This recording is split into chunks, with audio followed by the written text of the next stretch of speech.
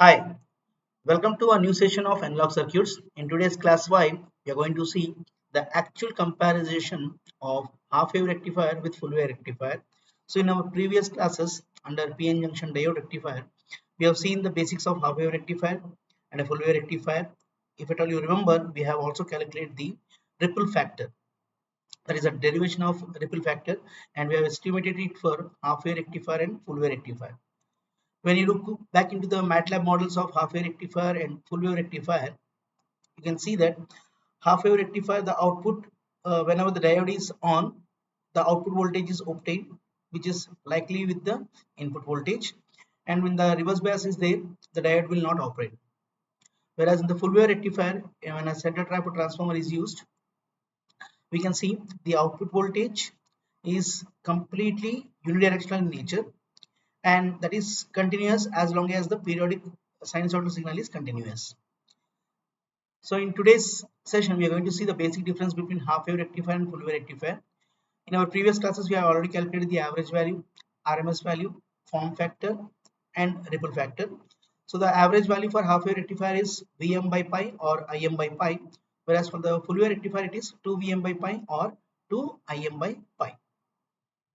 Then RMS value we have estimated as the amplitude of the waveform by 2. Similarly, for the full wave rectifier, the amplitude, that is the maximum value, by its root 2. And the form factor for half wave rectifier is obtained as 1.57, whereas for the full wave rectifier it is 1.11. Whereas the ripple factor, as we have defined in the last class, the waveform, whatever you have, it should not have more number of ripples. So for the half wave rectifier it is 1.21, whereas for the full wave rectifier it is 0.48. Apart from these factors, if at all you look into the parameter of peak inverse voltage, that is defined as the maximum reverse voltage that the diode can withstand during reverse bias conditions. So half wave rectifier, the peak inverse voltage is given by Vm, that is the maximum reverse voltage that the diode can withstand during its reverse bias. So whatever there is the input voltage in its maximum amplitude form, that itself is the peak inverse voltage under half wave rectifier. For full wave rectifier, the peak inverse voltage value is 2 Vm. Why it is 2 Vm? Because the maximum voltage at the upper part of the transformer is Vm, that is the first half cycle, and the voltage drop across the load resistance is again Vm. So Vm plus Vm becomes 2 Vm. When we run our MATLAB model, we are going to see what exactly the waveform looks like for peak inverse voltage for a diode under half wave rectifier operation as well as full wave rectifier operation. So this is a new factor, please remember in your mind, that is known as peak inverse voltage. Apart from this, rectifier efficiency. Rectifier efficiency is calculated as the ratio of DC power output to the AC power input.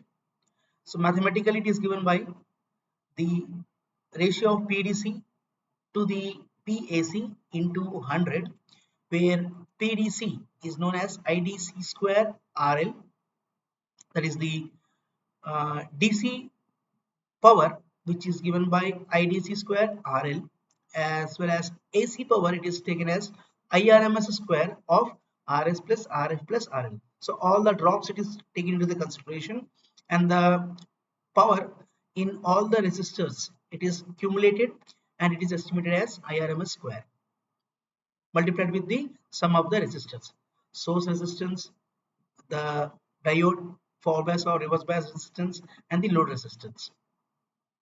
So when you substitute these two values in the efficiency formula, this is how the formula looks like. Okay, first we consider the half wave rectifier and we'll make use of this formula.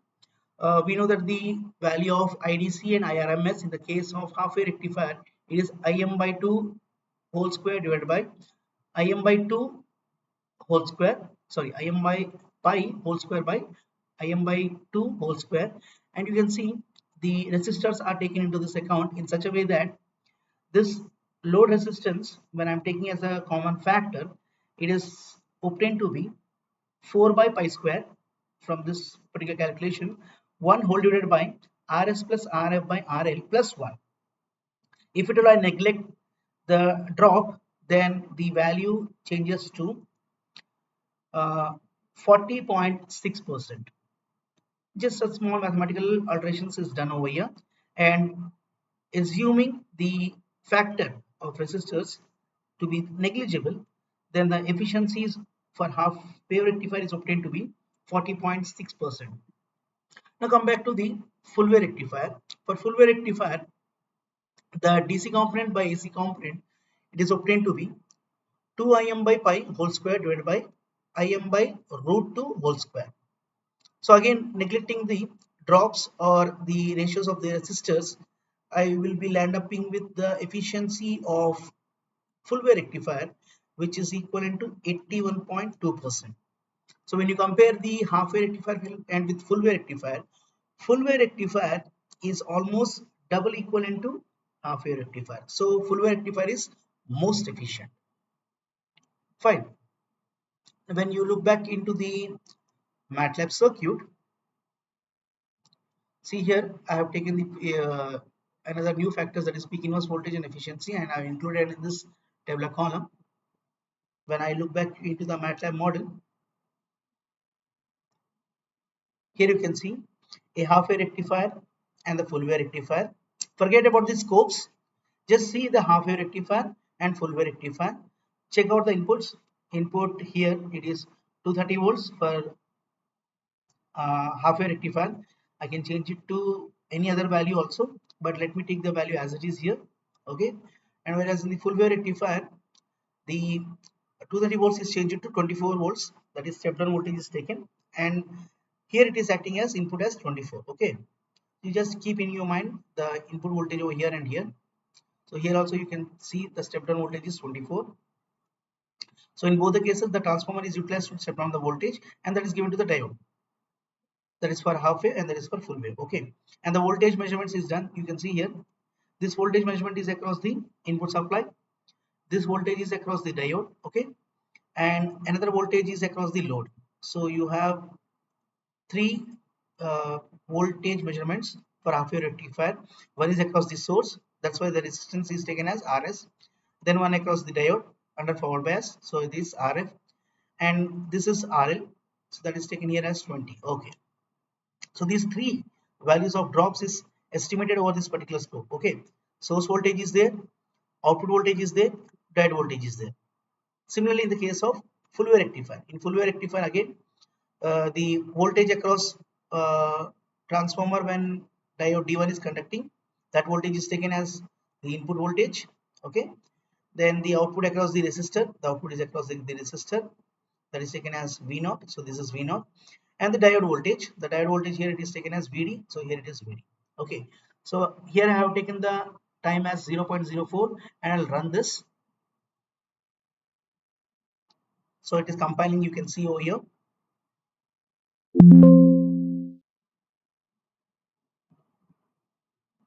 Once the compiling is done, you can check out the outputs. Yeah, so you can see here the source voltage, it is sinusoidal.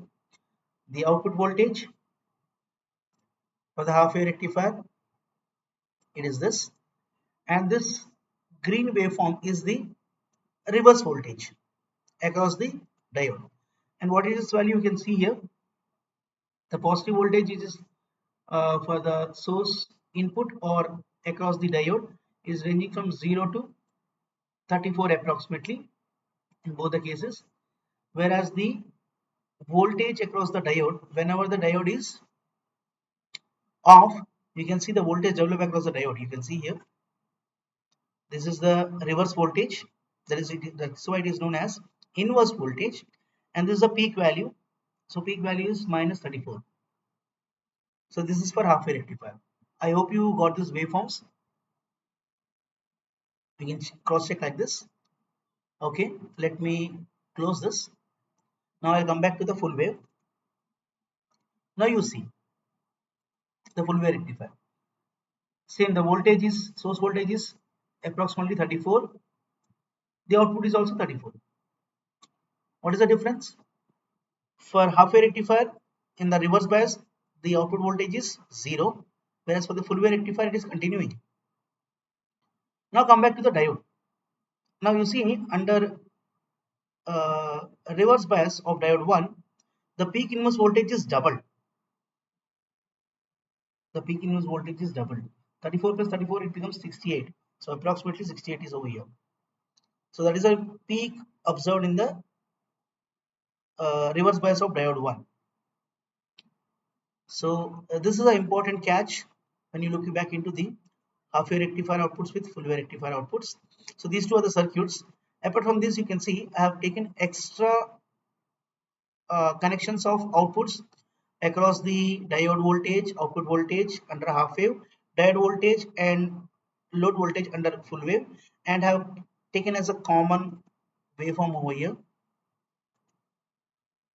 Now you see for half wave rectifier, this is the output, and the diode, wherever the diode is off, there the diode voltage is developed like this, and the value you can see here 30 is there, so the reverse voltage is 30. I have connected the supply in opposite fashion. You can see positive is connected to the negative and negative is connected to the positive. That's why I got the output waveform in this form, but the actual waveforms are here. Okay, so under full wave rectifier, again you can see the output, and you can see the peak inverse voltage, which is double that of the half wave rectifier voltage. So this is the important thing you should keep in your mind. Fine. So let me come back to our slide. You can see here the parameter variations, that is average value, RMS value, form factor, ripple factor. Apart from this, the peak inverse voltage for half wave rectifier is Vm, whereas for the full wave rectifier it is 2 Vm. And naturally, full wave rectifier is more efficient than the half wave rectifier. So you remember this tabular column, it will be helpful for you to compete in regular exams, that is the university exams, as well as for the competitive exams. This table is very important.